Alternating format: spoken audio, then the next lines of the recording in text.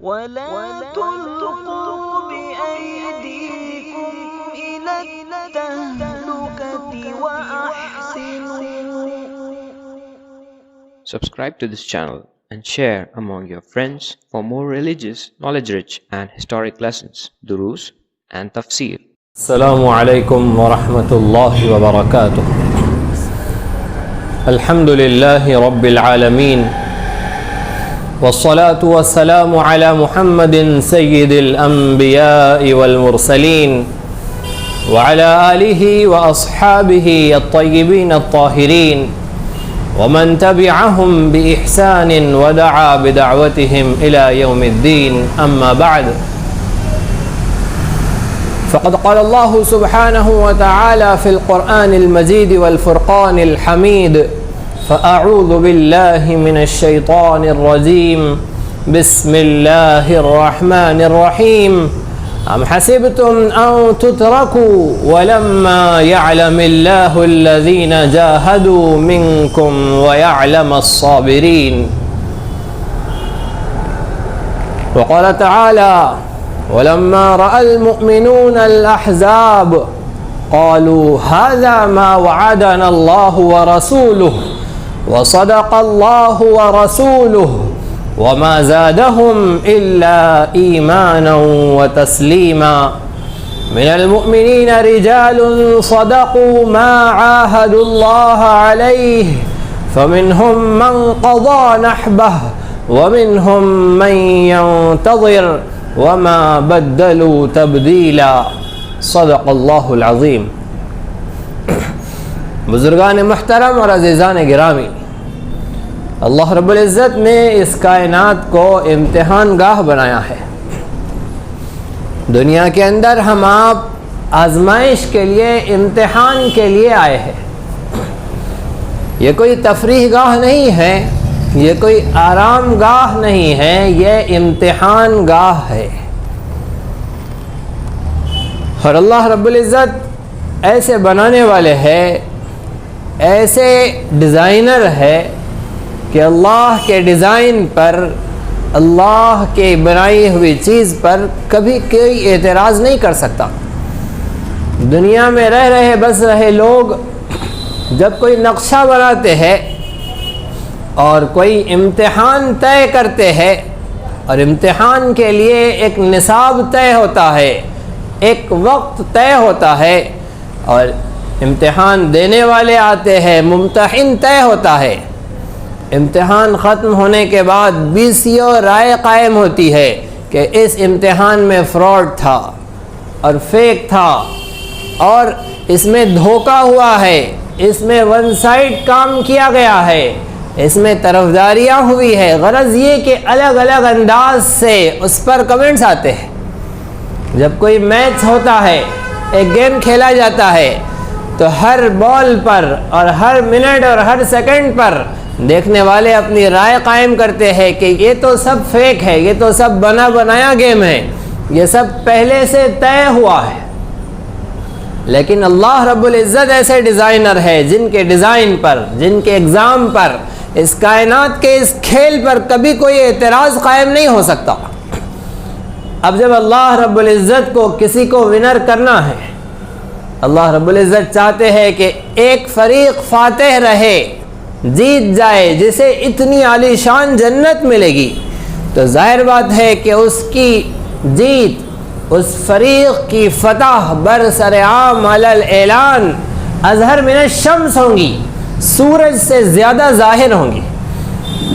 اللہ رب العزت جب کسی کو پاس کر کے جنت میں ڈالیں گے تو ہر شخص صدق دل سے یہ گواہی دے گا کہ ہاں سچ ہے، یہ جنت میں گیا ہے، اس کا حق تھا، اس لیے کہ اس نے کام بھی ویسے کیے. ایسا ہرگز نہیں ہوگا کہ وہاں کہا جائے کہ ارے یہ اللہ کے سگے ہے، اس لیے اللہ نے انہیں جنت میں ڈال دیا. ایسا کوئی موقع نہیں آنے دیں گے، کیونکہ اللہ ہے، وہ اللہ کا ڈیزائن ہے کہ اللہ رب العزت جب کسی کی پکڑ کریں گے تو وہاں کوئی بہانے نہیں رہیں گے. وہ بہانے کرے گا بھی تو ہر بہانہ برابر اسے غلط ثابت کیا جائے گا. جب کوئی اتنی سخت ترین سزا میں پکڑا جائے گا، اور جہنم کے ایسے سخت ترین عذاب میں مبتلا کیا جائے گا تو وہ اللہ کا ظلم نہیں ہوگا، اللہ رب العزت عین انصاف کے مطابق پکڑ کریں گے، اور ہر شخص یہ گواہی دے گا، بلکہ وہ جہنم میں جانے والا خود یہ دل سے گواہی دے گا کہ ہاں میں اسی کا حقدار تھا۔ قرآن مجید کہتا ہے، اللہ رب العزت فرمائیں گے اقرأ کتابک کفا بنفسک اليوم علیک حسیبا، اپنا نام اعمال تم خود پڑھ لو، اپنا حساب کرنے کے لیے تم خود کافی ہو۔ جو جہنم میں جائے گا وہ اپنا حساب خود کر لے گا کہ ہاں میں جہنم ہی میں جانے کے لائق تھا، اس لیے کہ کرتوت ہی ایسے ہے، کام ہی ایسے ہے، کوئی بہانہ وہاں باقی نہیں رہے گا، صرف حسرت و افسوس کے اور کوئی کام نہیں رہ جائے گا۔ تو بتلانا یہ ہے کہ جب اللہ نے اس کائنات کو امتحان گاہ بنایا ہے اور یہاں امتحان ہونا ہے، اور ایک فریق کے لیے کامیابی اور ایک کے لیے ناکامی طے ہوں گی، اور جو کامیاب ہوگا وہ جنتی ہوگا، جو ناکام ہوگا وہ جہنمی ہوگا، تو وہ اللہ رب العزت ایسا کڑا امتحان بھی لیں گے۔ روئے زمین پر جو امتحان ہوگا ویسا کڑا امتحان ہوگا، جسے پاس کر لینے والا ایسی عظیم الشان جنت میں داخل ہوگا۔ ویسے جنت کا داخلہ تو اللہ کے فضل ہی پر ہوگا، اس امتحان کے نتیجے میں درجات ملیں گے، اور وہاں کی نیکیاں اور وہاں کے مقامات اور وہاں کی نعمتوں میں اضافہ ہوگا۔ جتنے زیادہ ہم مارکس لے کر جائیں گے، جتنے زیادہ ہم نمبرات لے کر جائیں گے، داخلہ جنت کا وہ تو اللہ کے فضل پر ہوگا۔ تاجدار مدینہ احمد مجتبیٰ محمد مصطفیٰ صلی اللہ علیہ وسلم جیسی عظیم الشان ذات جب کہہ رہی ہے کہ میں بھی اللہ کے فضل کے بغیر جنت میں نہیں جا سکتا، تو ہمہ شما کی کیا حیثیت ہے؟ ہم تم کون ہیں جو یہ دعویٰ کرے کہ ہم اپنی نیکی پر جنت میں داخل ہوں گے یا یہ امتحان پر جنت میں داخل ہوں گے؟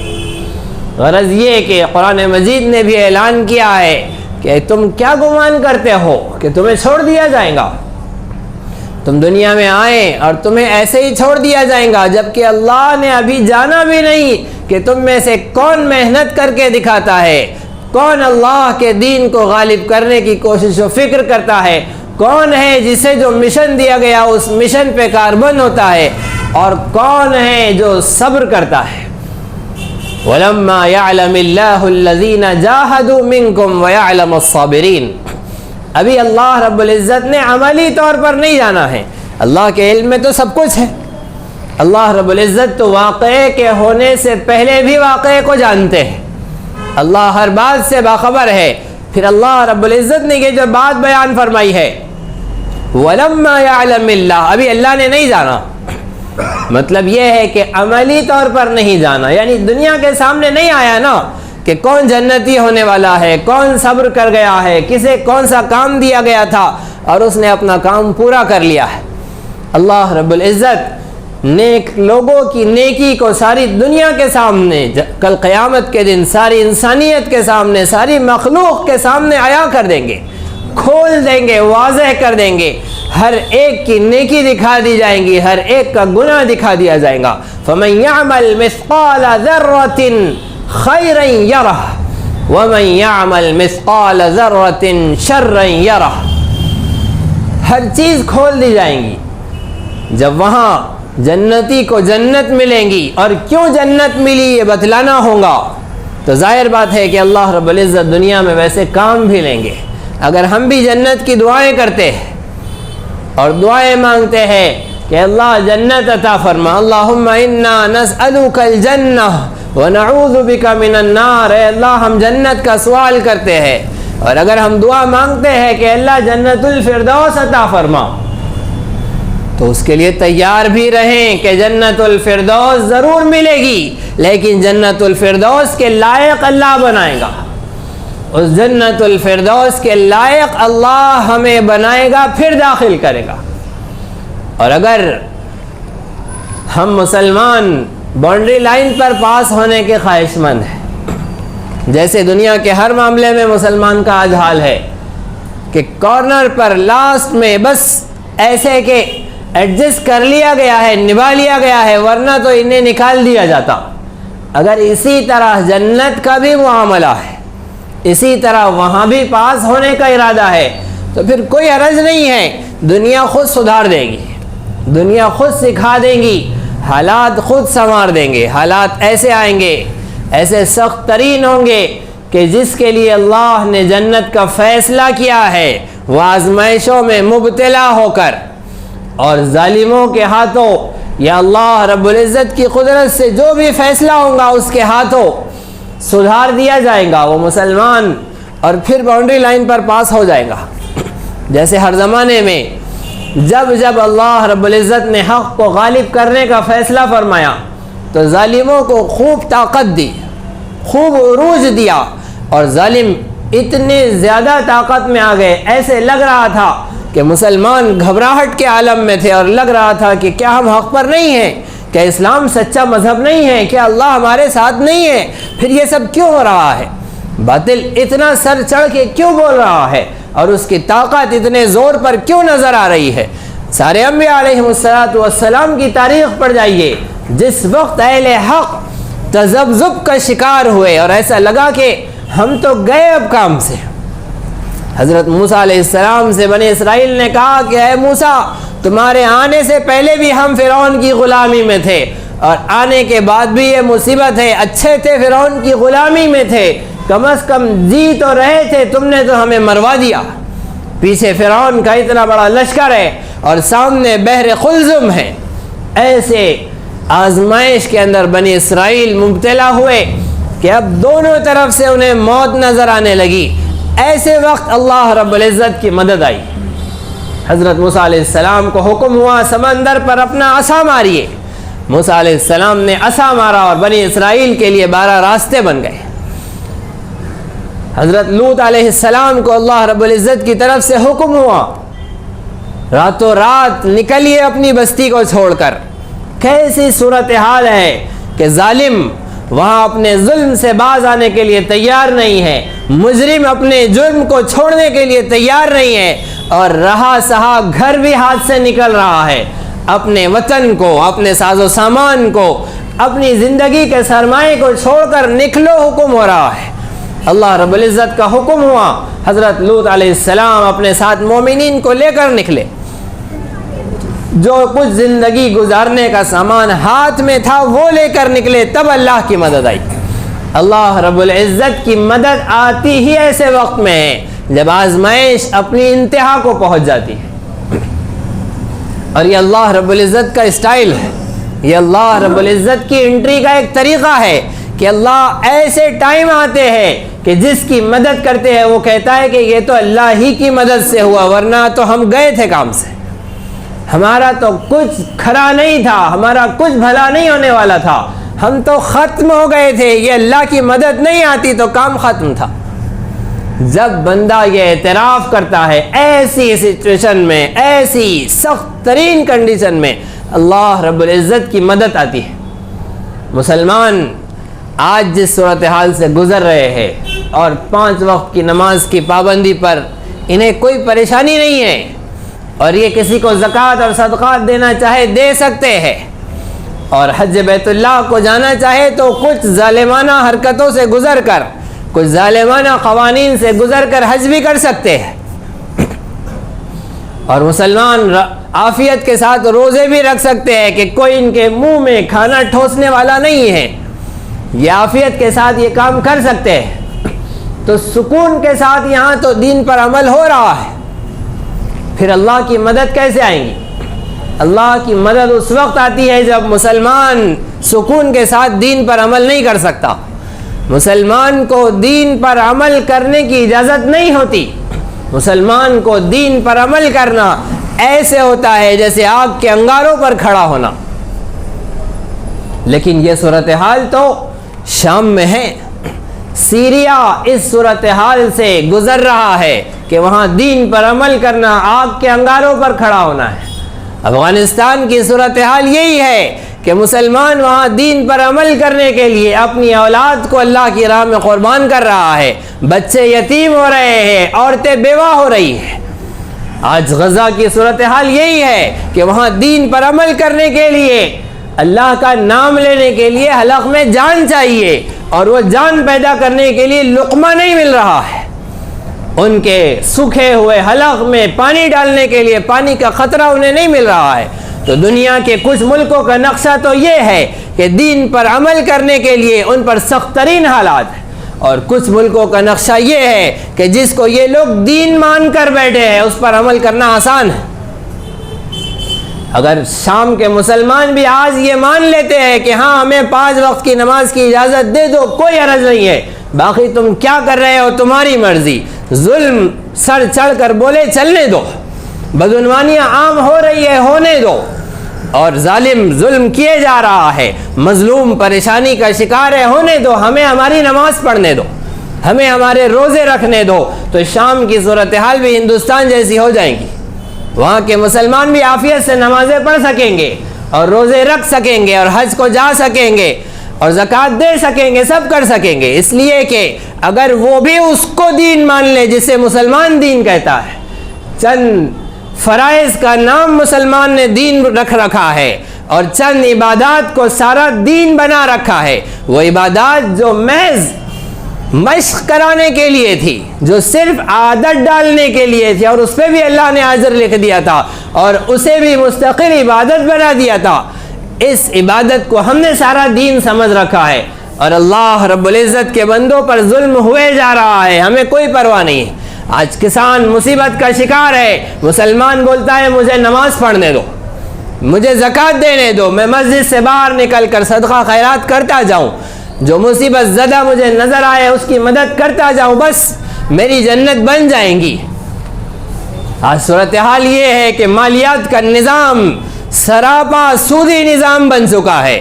ہر شخص کے پیٹ میں جانے والا لقمہ سود کی راہ سے گزر کر ہی پیٹ میں جا رہا ہے، اور رسول پاک صلی اللہ علیہ وسلم کی پیشن گوئی پوری ہو رہی ہے کہ ہر شخص سودی نظام کے بو سے تو ضرور گزرے گا، اس سے بچ نہیں سکے گا۔ آج وہی صورتحال ہمارے یہاں ہے، ایک حرام طریقے سے لقمہ پیٹ میں جا رہا ہے۔ ہم اگر حرام کا لقمہ نہیں کھا رہے ہیں، سود کا پیسہ اور وہ بینک سے آنے والا انٹرسٹ کا پیسہ ہمارے پیٹ میں نہیں جا رہا ہے، ہم اسے بغیر ثواب کی نیت کے باضابطہ اہتمام سے انٹری کر کے اور اسے انڈر لائن کر کے اسے جمع کر کے بغیر ثواب کی نیت کے صدقہ کر رہے ہیں، اور طہارت خانوں پر اور مسجد کے بیت الخلاء پر اسے لگا رہے ہیں، لیکن ہمارا جو مال وہاں پر رکھا ہوا ہے، 1 تاریخ کو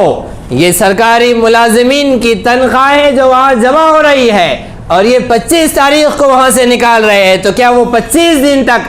آپ کی جمع کی ہوئی نوٹیں شرافت سے بیٹھی ہوئی ہے؟ وہ بینک کی تجوریوں میں شرافت سے رکھی ہوئی ہے؟ کیا کہتے ہیں آپ کے آفس سے وہاں پیسہ اور جو نوٹیں جمع ہو رہی ہے وہ نوٹیں وہیں پر رکھی ہے جو آپ کے آفس نے جمع کی ہے؟ ہرگز نہیں، وہ نوٹیں ان 25 دنوں میں حرام کاریوں میں، حرام خوریوں میں اور بدعنوانیوں میں اور غریب کے خون کو چوس لینے میں اور ظالم کو ظلم کے عروج پر پہنچا دینے میں مدد کر رہی ہے۔ ہماری وہ نوٹیں شراب کے اڈوں میں استعمال ہو رہی ہے، زنا کے اڈوں میں استعمال ہو رہی ہے، سودی نظام پر غریبوں کو دے کر پھر ان کا انٹرسٹ کے نام پر خون چوس لینے، ان کی زندگیوں سے کھیلنے میں استعمال ہو رہی ہے۔ وہ 25 دن جو ہمارا پیسہ اس ظلم کے اندر، اس حرام کاری اور حرام خوریوں کے اندر استعمال ہوا ہے، یہ اس 25 دن تک کے کیے گئے جرائم میں برابر کا شریک ہے۔ یہ جس نے اپنی نوٹیں وہاں 25 دن تک رکھی ہے، یہ برابر اس جرم کے اندر شریک ہے جو جرم ان نوٹوں سے کیے جا رہے ہیں، اور اللہ رب العزت کی عدالت میں یہ وہاں ان مجرموں کے ساتھ برابر ان کے اپنے فیصد کے ساتھ کھڑا ہوگا۔ جتنا گناہ ان جرم کرنے والوں کو ملا ہے، اسے اپنے تعاون کی وجہ سے اپنے جرم کی سزا بھی پانی ہوگی۔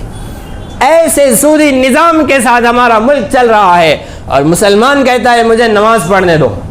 مجھے میرے روزے سے مطلب ہے، مجھے میری زکوٰۃ سے مطلب ہے، میں حج کر کے آ جاؤں بس مجھے اس سے مطلب ہے۔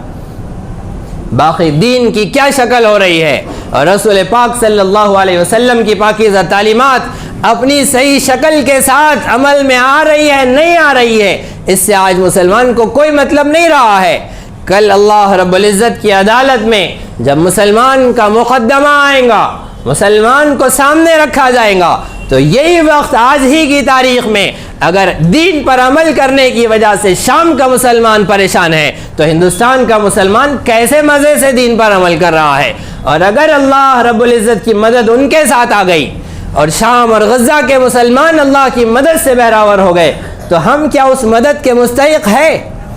ہم نے اس دین کو کیا اپنا رکھا ہے جس دین پر وہ عمل کر رہے ہیں؟ ہماری تو حالت یہ ہے کہ ہم ان بیچاروں کو جن کو ستایا جا رہا ہے، جن پر مظالم ڈھائے جا رہے ہیں، ان کے بارے میں ہم یہ رائے قائم کرتے ہیں کہ ان پر یہ مظالم اور ان کو جو ستایا جا رہا ہے ان کے گناہوں کی وجہ سے، وہ دین سے دور ہے اس لیے ان پر حالات ہے، وہ سنتوں سے دور ہے، مصر کے اخوان سنتوں سے دور ہے اس لیے ان کے اوپر یہ حالات ہے۔ ہم یہ کہتے ہیں اپنی زبان سے، ہندوستان کے جگاڑ کے اسلام پر عمل کر کے اور اس پر مطمئن ہو کر ہم اہل حق مسلمانوں کے بارے میں یہ رائے قائم کر رہے ہیں کہ وہ سنتوں سے دور ہے اس لیے ان پر حالات ہیں۔ ارے وہ تو عزیمت پر ہے اس لیے ان پر حالات ہے، ہم تو رخصت سے بھی نیچے اتر گئے۔ ہندوستان کا مسلمان محمد مصطفیٰ صلی اللہ علیہ وسلم کے متبعین کی فہرست میں نہیں، اللہ نہ کرے کہیں منافقین کی فہرست میں چلا جائے۔ ایسے وقت میں ضرورت اس بات کی ہے کہ دین کے صحیح تصور کو سمجھے۔ دین جس اسلامی اجتماعی طریقہ زندگی کے گزارنے کی دعوت دیتا ہے، مذہب اسلام کا جو ڈیزائن ہے کہ دین اسلام پر اجتماعی طور پر عمل ہوتا ہے، اس طریقے سے عمل کے والے دین کو سمجھے۔ صحابہ کرام رضی اللہ عنہ اجمعین پر جب حالات آئے اور جس دین پر انہوں نے عمل کیا، اس دین پر جب ان پر مصیبتیں آئیں، پریشانیاں آئی، تو ان پریشانیوں نے ان کے ایمان میں اضافہ کر دیا۔ ہندوستان میں مصیبتیں تو دونوں پر آنے والی ہیں، جو صحیح دین کو اختیار کرے گا اس پر بھی مصیبت آئے گی، اور جو صحیح دین پر نہیں بلکہ اپنی جگاڑ والی مسلمانی پر مطمئن ہے اس پر بھی مصیبت آئیں گی۔ لیکن کام کرنے والے پر مصیبت آئیں گی اسے آزمانے کے لیے، اور کام سے بیٹھ جانے والے پر مصیبت آئیں گی اس پر عذاب کے لیے۔ آزمائش مقامات اور درجات کو اونچا کرنے کے لیے آتی ہے، اور عذاب اللہ رب العزت کی نظر رحمت سے گرانے کے لیے آتی ہے۔ ہم کس تکلیف کے استقبال کے لیے تیار ہے، ہم خود فیصلہ کریں۔ قرآن مجید نے کہا جیسے ہی مومنین نے ان جماعتوں کو دیکھا، احزاب کے موقع پر آنے والی ساری ٹکڑیوں، ساری فوجوں کو دیکھا، تو کہا کہ ارے ہمارے رسول نے اور اللہ نے تو اس کام سے وعدہ کیا تھا، اور ان کا وعدہ سچ نکلا، ان کے ایمان میں اضافہ ہوا۔ اگر کام کرنے والے مومنین اور سچے دین کو اپنانے والے مومنین آنے والی مصیبتوں کو دیکھیں گے تو کہیں گے کہ ہاں، ہمارے رب نے، ان کے رسول نے ہم سے یہی وعدہ کیا تھا کہ آخری زمانے میں اہل حق پر قومیں ایسی دوڑ پڑیں گی جیسے بھوکے دسترخوان پر دوڑ پڑتے ہیں۔ لیکن جو کام سے بیٹھ جائیں گے،